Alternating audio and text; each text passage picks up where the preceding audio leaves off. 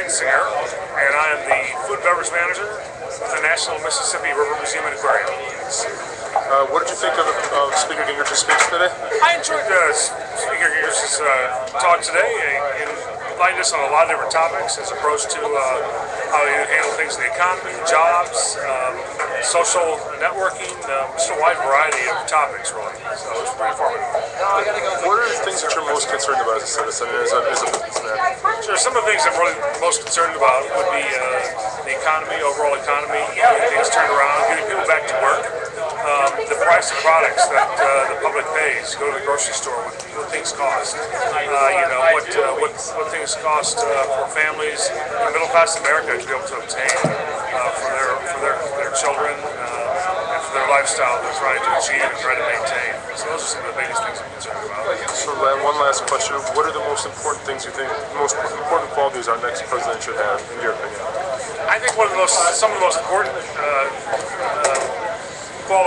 qualities the next president would need to have would be somebody who's willing to work hard, not get gridlocked, be able to really get through some policies and procedures that are going to make the economy, the country, everything better for all the citizens. Really kind of turn things around, get stuff back on track, get things moving again. That's really key. Education, some education reform, not just nationally, but on down the line, so that the local people can make changes, get things education-wise for our children. That's really key as well. You ready? Okay, sir, please tell me your name and what you do for a living. My name is Dave. I'm an engineer. And what are the things you're most concerned about in this election year? Getting the United States back on track. I think we're clearly on the wrong track with Obama. I think we need to reduce government spending and involvement in our lives.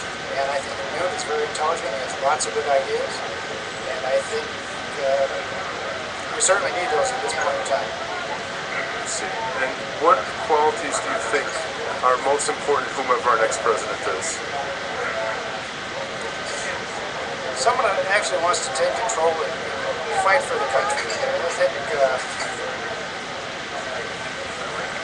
Do you think we've become too passive? I think so. I really do. And what other qualities do you think would be important in the upcoming leader? Probably making some hard choices. And I know that's a difficult thing, as a politician facing the American public. But I think they need to make some hard choices. Sir, can you please just tell me your name and what you do for a living? My name is Kent Vernier. I'm currently retired. And what was your profession, sir?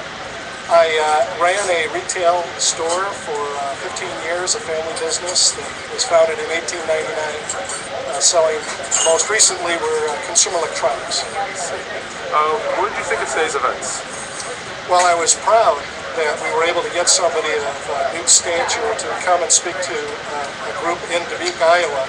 I think that Dubuque really represents the heart of America and what people are thinking across this country.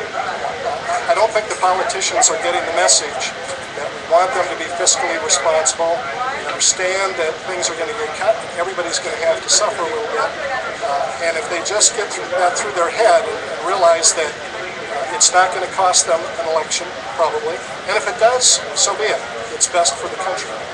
I think Newt gets that message.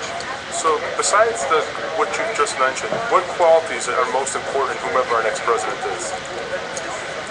Well, I think that you have to have somebody that can actually deal with all sides of the argument. And Newt kind of addressed that. I don't know whether or not he's the guy. I'm not trying to say that I'm endorsing Newt, but I did like the way that he talked about how, when he was Speaker, how he had to cross the aisle, he had to deal with the liberal White House. And that's not going on in Washington right now. There's not communication going on, there's not compromise going on. It's either my way or the highway, and it's coming from both sides of the aisle. And I think that the American people, and I know myself, are just fed up with it. We'd like them to get on with the people's business. Let's get our country back on the right track. And you can't do that if you only do it one way. It requires good ideas from both sides.